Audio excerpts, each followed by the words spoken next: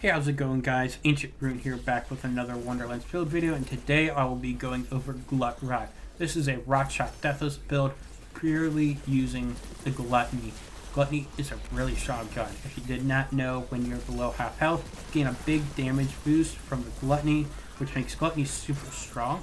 This is a very gear-specific build, but I do find it fun, and I just kind of wanted to show how strong this gun can be, even though it's gear-specific. Also gives me a reason to use Deathless, which is fun. And also, the build name, GlutRot, may sound weird. It's kind of like a mixture of like GlutRot and Gluttony and RotShot. And that's kind of how I did it. I was kind of struggling on the name, so I just kind of did that. It's whatever. But yeah, I hope you guys enjoyed that. The save file will be in my Discord link down below. You can also find my Twitch, where I stream Wonderlands and some other games sometimes, and sometimes I edit these videos. And if you like this build, make sure to like the video, and if you haven't, make sure to subscribe. I hope you guys enjoy.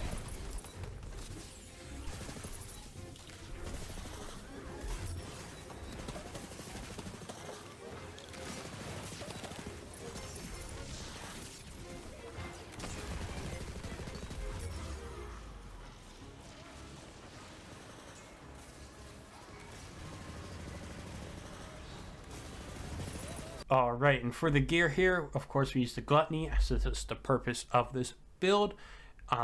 When you are below half health, if you didn't know, with this gun, you gain a gun card boost damage bonus, which is a pure molt to your gun damage. So this is really strong. This is like what old magic bullets was. And so this is one of the reasons the Gluttony is so strong, is because of this boost.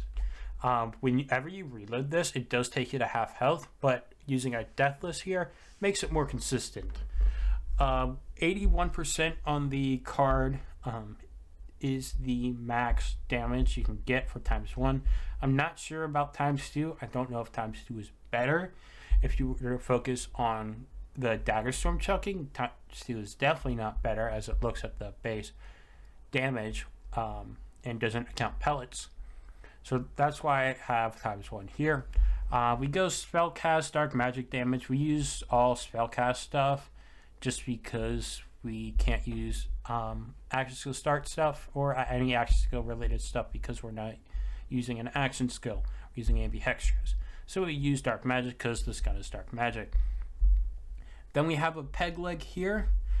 We use it for the reload speed and the move speed, which is good for survivability. And then we use Echo. This is so we can have some occasional hard hits because it's based off of your non-melee damage, and we'll be dealing on definitely a lot of non-melee damage here with the same damage that Gluttony can do. And then for the enchant, we use spellcast all damage. And then we use the shock element, or I guess lightning. This is used to proc amped up just for whenever we occasionally hit. It might proc status effects. That's really nice. And you'll see that our spells are also lightning, and that's pretty much why. And then we have a body rune here, which is very weird, you may think. Why are we using a body rune which gives healing on a Deathless build? We actually use it for the fire bonus element. Now, fire and flesh is a very common health bar, and so I find this really nice, especially when a lot of the tough enemies have a health bar. There is a noticeable damage difference when using the body rune and not. And so here you go capacity. If you want very high shield, you want to go the static charge with turtle part. Now body rune can only roll with capacity or health, so that's why we have this here. And then you may see health is full enchant. Why are we using that? We're using a Deathless. Wouldn't the low health like we have here be better? Well, actually, what we found out when I was making this build is that Deathless makes you count still as health full and not empty, which makes it weird because Gluttony is about health being at half, which doesn't add up, but I don't know why. It just does. So that's why we use the health is full. So with Deathless, this will always be up, except when we're in fight for our life, because our health will be 0 instead of 1. This is just regular gun damage and crit damage. Still really nice, and it being consistent is really good. And then here we have the Sacrificial Skeep. This is for second wins. Honestly, when you're farming for this, the amulet type doesn't matter. You can even use a purple. Definitely just focus on spell shot power, dark magic damage, and getting all damage rolls. Skeep is just really nice because it won't activate Skeep while you're at below 50% health. This is probably has to do something with what I was saying with full health enchant. And so here, Skeep will only activate when you go into fight for your life because you'll be damaged. And so you'll be able to have that Skeep, and that's just an easy second win. And then here we use Shark's Fangs. Shark's Fangs are pretty much the go-to for gun builds because it has the double roll gun damage part. So that's what we use here. We use it with double pistol damage. I can't remember what else there is. There's pistol mag size. There's some different pistol stuff, but this is why we go Shark's Fang for the gun damage, and then you want just pistol stuff and stuff that'll help this build. Pistol crit damage is optimal, but I'm sure getting double roll is very hard to do. This is all save edited to be legit. And then for our spells, we use Arcane Bolt. This is for our spellcast spam. You'll see I have a spell charge. That's at least what you want. And then cooldown parts is nice but not necessary. And then again, we use Lightning for amped up. We do the same for the Fortifying Sigil. We use the spellcast, gun damage, and fire rate. This can be on any of these. It is a spell-only enchant. And this is a ward-only enchant as well, just FYI. So we use this for spamming our spells. You kind of want to actually aim for enemies somewhat because of amped up, but Fortifying Sigil, what we use, actually does a pretty good job because it damages enemies while enemies are inside, which makes it easy proccing the status effect of amped up, which can be pretty nice. Now we use Fortifying Sigil for the protection, and it does give some all damage, which is really nice. Now we don't go any cooldown parts. Cooldown parts, if you find it, great, but I like having the damage radius because we don't need to spam this spell.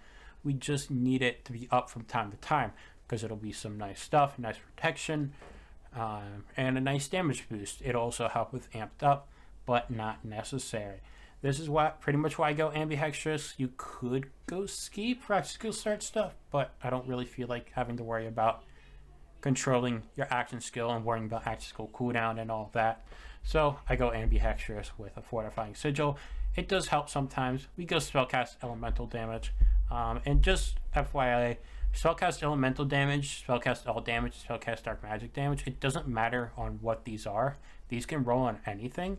So just kind of, if you get it somewhere, go to the next item and try and get the next enchant. And then we use the Deathless. This is to keep our Gluttony bonus up at all time. We're able to use Deathless effectively because of the Blight Color Shield skills. Now, we're using an armor that you probably wouldn't expect here. We're using a Spellshot Berserker armor, which gives high thread count and just warming up. This will give the best DPS you can get. It'll give a bunch more fire rate, which is why this gives more DPS mainly. And then it gives some more spell damage, which will give more gun damage. And then from the gun damage, it'll give more gun damage from one slot, one kill, just making it very good and helpful. Other armors that can be good that I mess with is the Stab of Spell Shot armor. This will give a bunch of gun damage. It does give a lot less spell shot power though, which is unfortunate, but it can be used. And then we have the Blight Color Spell Shot. Again, less spell shot power, but we do get some Blight Color power, which will give some more elemental damage. Not too much, but it is nice. So that can be fun. But it's still not as strong as Spell Shot Berserker. And then the Berserker Light Color armor just isn't that good. I also realized that I have Primordial on here instead of Ascended like I make all my gear, which just means this could do even more damage, which is cool. And I'll definitely change that for the save file. But the ideal passives you want is gun damage and all damage. Move speed's nice for survivability and just getting from place to place.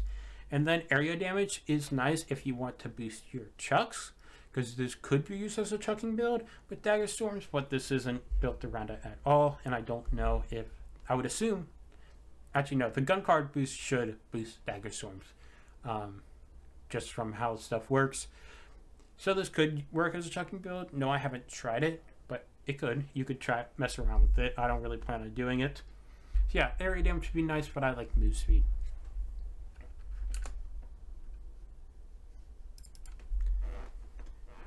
And then for the skill tree, it looks a little wonky, but it's pretty basic gun build stuff here. We go magic bullets for the gun damage, prestidigitation, the reload speed, just warming up for the fire rate, and then mage armor for helping survivability a bunch. And then we have glass cannon, which stops our ward, but amped up will keep regenerating our ward, same as wraith mail. Then we go high thread count, of course, more spell weaving stacks.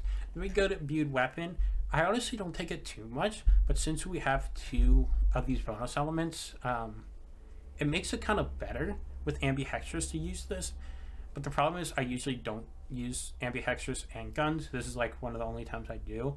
So that's why I got imbued weapon. I was doing Warcaster before just because it's nice not having to reload as much, even though there is some benefit to reloading. But I got so much fire rate now that I barely proc Warcaster to where it's not worth it, and I'd rather get more damage. And then we go 1 slot 1 kill because it's more gun damage. And then here we go Geist in the Shell. This is because we're doing gun stuff, so this is just like, of course you take this. Then we have Wraith Mail for survivability, as same as Amped Up. Amped Up also gives move speed, which is nice. Then we have Flawless Edge, which will help because we'll have our shield up and high most of the time, which gives more all damage. Now Worst Curse, at first I didn't take, but it gives ability damage, which boosts Geist, which is really nice. So I guess if you find ability damage on your armor, that'll also be nice, and maybe on rings, but it's not a focus ever on gun builds, and you should never rely on Geist. You could for like bossing, but it's just a slow projectile, so it rarely hits before stuff is dead. But that's why I take this. It'll always be up. The spell damage is nice, but it's such little going into magic bullets that it doesn't really matter. And then we have Burnt Offering. This is proc for more body rune, which also makes it nice. And so we get some more gun damage, and then spell cooldown rate to help with our fortifying sigil is really nice. And then we go Restore the Veil. Now, dark magic healing stuff is really weird and it's hard to explain. I'll link a document that Stone Swan made, who did a bunch of testing on dark magic healing. Basically, guns with dark magic for healing, good. Other stuff, no, not good at all. For bossing, dark magic healing doesn't work well.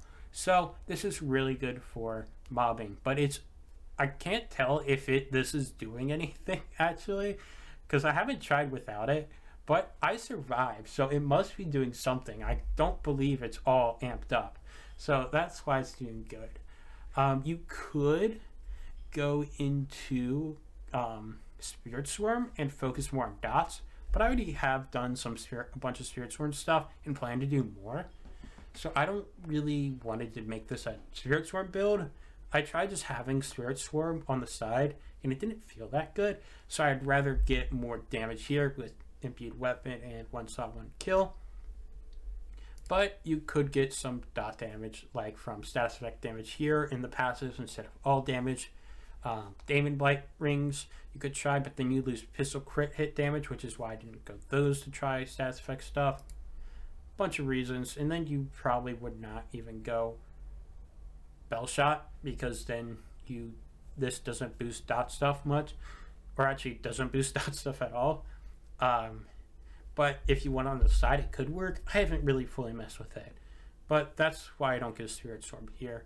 It is something you could try. This does have a pretty good dot, and the bonus it gives below half health will boost the dot. It shouldn't do anything weird with Spirit Storm like double dipping, but it will help Spirit Storm, I would think, based on how it works. So that's why we do this option. And then here for the hero points, we go max strength because more damage. It's a gun build, we're critting. And then we go max ward HP just for more survivability. And then the rest into spell cooldown for spamming our fortifying sigil more. And I say fortifying sigil, not arcane bolt, because arcane bolt has such a low cooldown that these bonuses aren't doing much for it. It'll still help, just not as much as it's helping fortifying sigil. Now we don't go crit chance because we can just mainly crit and hit weak spots and the head. And then we don't go status damage because we're not focusing on dots. This is another thing you could go if you wanted to try some Spirit Swarm stuff with this. And then we don't go action skill cooldown because we're not using an action skill. I hope you guys enjoyed the build video. It was a ton of fun finally using the Deathless, still being able to tank so much. And BO3 Deathless had like a bunch of different uses, and it was really fun. But in this game, in Wonderlands, it doesn't have that much uses. This is like one of the only uses I can really think of. So it was just really fun using this. Gave me a reason to use different gear, which I'm always down for, using different gear. It makes kind of gameplay feel different. Light color really helped make this build possible. It could work before, but just its shield restore skills makes Deathless builds a lot more tanky. Again, the save file will be found in my Discord, and if you haven't, make sure to like and subscribe. I hope you guys enjoyed this build video, and I will see you guys next time. Peace.